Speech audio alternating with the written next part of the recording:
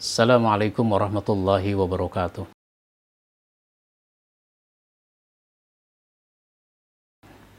Saudara sekalian yang saya hormati, kalau Anda mau menulis, Anda jangan takut salah.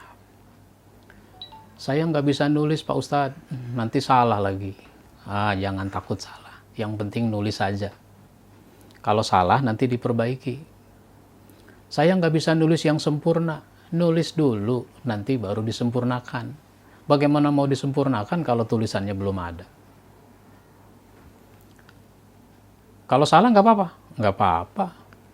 Nanti kan diperbaiki. Sama seperti orang yang menempuh perjalanan. Kalau orang mau pergi, jangan takut keder. Jangan ngomong, Pak Ustadz, saya mau jadi orang nggak pernah keder. Emang kenapa? Saya nggak kemana-mana. Itu namanya orang tidak keder tapi nggak kemana-mana.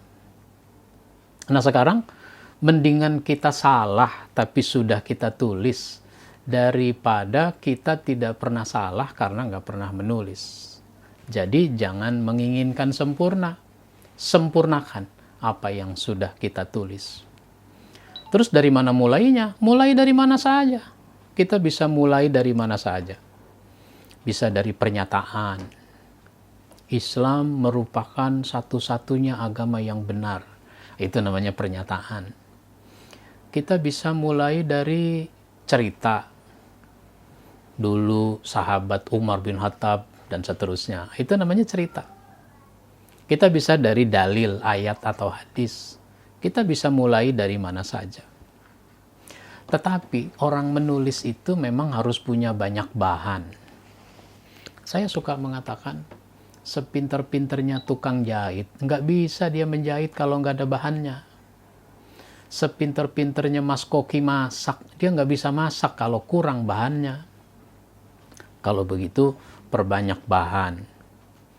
Dari mana bahannya? Banyak bahan yang bisa kita dapatkan. Dari membaca.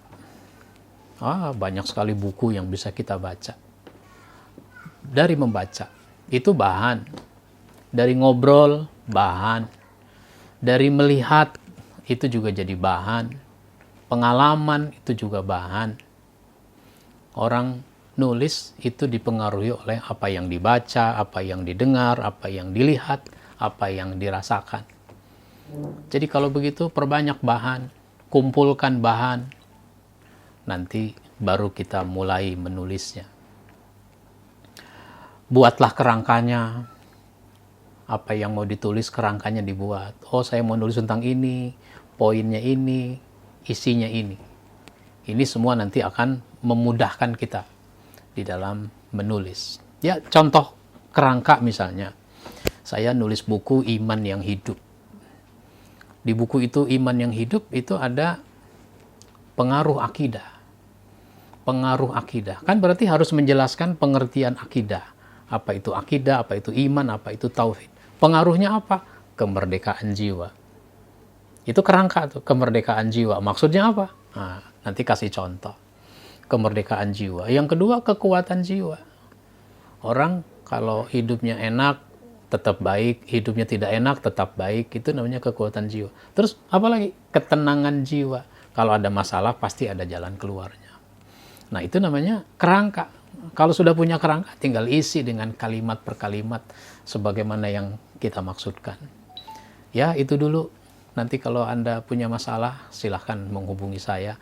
Yang penting, menulis itu sangat penting buat kita, sangat penting buat orang lain.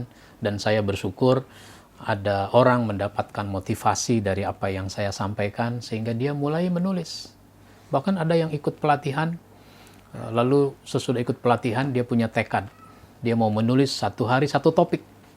Satu hari satu topik. Lalu di-share di grup media sosial, di WA, sehingga dia terus mengembangkan kemampuan menulisnya. Anda bisa kalau Anda mau. Tapi kalau nggak mau, meskipun bisa juga nggak ada hasilnya. Banyak orang punya ilmu, banyak orang bisa nulis, tapi nggak ada hasilnya karena dia tidak menulis. Mudah-mudahan tambah motivasi kita untuk menulis agar hidup kita lebih bermanfaat bagi banyak orang. Wabillahi taufiq wal hidayah. Wassalamualaikum warahmatullahi wabarakatuh.